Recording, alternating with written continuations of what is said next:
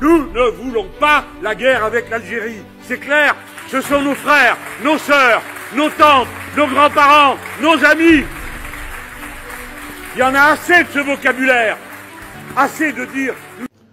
هذا خوتي ماشي زعما يبغينا ولا ما باغي الحرب مع الجزائر، هذا درسوها من كل الجوانب ما لقاوش، لقاو باللي الجزائر قوه والجزائر تقهرهم والجزائر تغلبهم، راه قالها بفمه كيما غلبناكم ذاك العام نغلبوكم هذا العام ونغلبوكم العام الجاي ونغلبوكم في كاع المناطق، راكم باغيين الجزائر تسلككم من الزبل اللي راكم فيه، الحاجه الاولى تطلقوا لنا كاع المحابس اللي خرجوا فيكم اللي ما داروا والو ودخلتوهم بلا سبه، الحاجه الزوجه رد الاعتبار لكل المغتربين اللي بوثائق تاعهم اللي بلا وثائق تاعهم، نعطيك شهرين تسوي لهم كاع الوضعيه تاعهم، يشكي حراق من فرنسا ما درنا والو، الحرب الحرب الحرب، رانا واجدين رانا ما عندنا والو في حياتنا حنا، رانا نخدموا على الجنه باغيين ندخلوا الجنه، الحاجه الثالثه المثليه هي تاع الزبل تنقلع، الائمه هذو اللي يدعوكم تاع الزبل ينقلعوا، ولادنا هذوك ديتيهم كاع يولوا، والمغتربين تسول لهم الوضعيه تاعهم، قلت لكم في شهرين بطلت ديجا، في شهر ماكرون تاع الزبل ينقلع، حنا اللي نديروا الرئيس فرنسي، من قلنا لكم بلي حنا نحكموا في فرنسا، ضحكتوا علينا، هيا ولا جا، يا فرنسا قد مضى وقت العتاب فاستعدي وخذي من الجواب، غادي تشبعي كفلو كما تسعفيناش،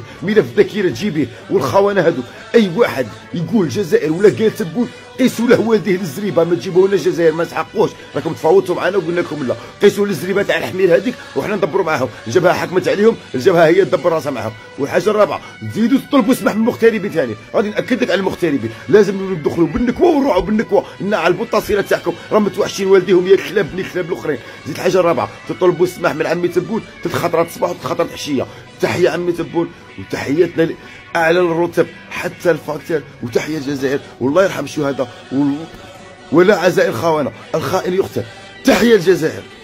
Les polémiques de ces dernières semaines ont blessé de nombreux Français ayant un lien affectif avec l'Algérie.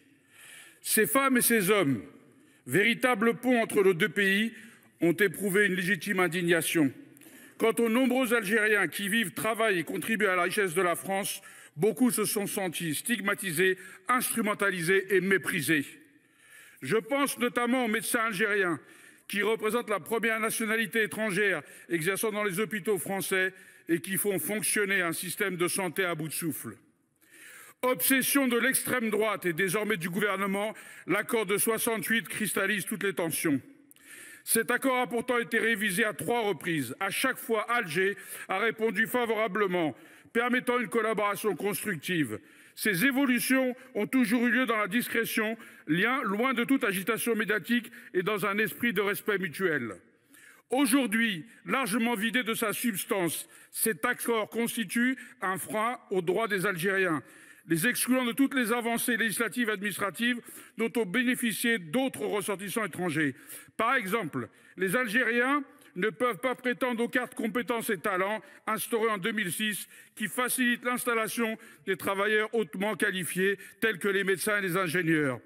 Autre inégalité frappante, les étudiants algériens, contrairement à d'autres nationalités, sont soumis à une obligation d'autorisation de travail, compliquant considérablement leur accès à l'emploi et freinant leur insertion professionnelle.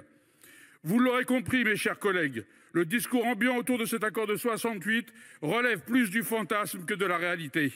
Il y a d'un côté la propagande politique et de l'autre le droit, comme d'ailleurs nous l'a rappelé le tribunal administratif de Melun. Quand bien même nous devions revenir une nouvelle fois sur cet accord, optons pour la retenue, le respect mutuel et la diplomatie. Au lieu de cela, le gouvernement a choisi l'escalade verbale, l'outrance et le tapage médiatique. Ainsi, nous voyons une frange de la classe politique française, soucieuse de ses ambitions personnelles, sacrifier l'axe Paris-Alger sur l'autel de calculs électoralistes à courte vue. Cette surenchère a libéré une parole algérophobe qui se traduit par le mensonge, la menace et un négationnisme historique indigne de notre époque. Depuis plusieurs semaines, nous assistons à une dérive inquiétante. Pensant à tort que la polémique fait une politique, voire une géopolitique, des membres du gouvernement affirment que la colonisation de l'Algérie aurait eu des aspects positifs. Le fils de l'ancien président de la République appelle à incendier l'ambassade d'Algérie sans que cela n'émeuve outre mesure ce gouvernement. De son côté, le Premier ministre multiplie les sommations et les ultimatums. Sommes-nous face à une trumpisation de la classe politique française ? Assistons-nous à la libération d'une algérophobie latente, nourrie par des clichés coloniaux et un ressentiment anti-algérien toujours aussi vivace dans certains esprits? Ou s'agit-il de donner des gages au Rassemblement national dont dépend aujourd'hui la survie de ce gouvernement? Hélas, il semble bien que ces trois explications se conjuguent, révélant une dérive préoccupante dont les conséquences pourraient être durables pour les relations franco-algériennes. J'ai toujours été engagé pour un rapprochement entre les deux rives de la Méditerranée. Je suis convaincu que l'axe Paris-Alger peut se construire sur l'exemple de l'axe Paris-Berlin. Mais cette relation doit être refondée sur la vérité, la justice et le respect mutuel. Pour cela, il faut cesser cette reconnaissance mémorielle au compte-gouttes dictée par des calculs politiciens du moment.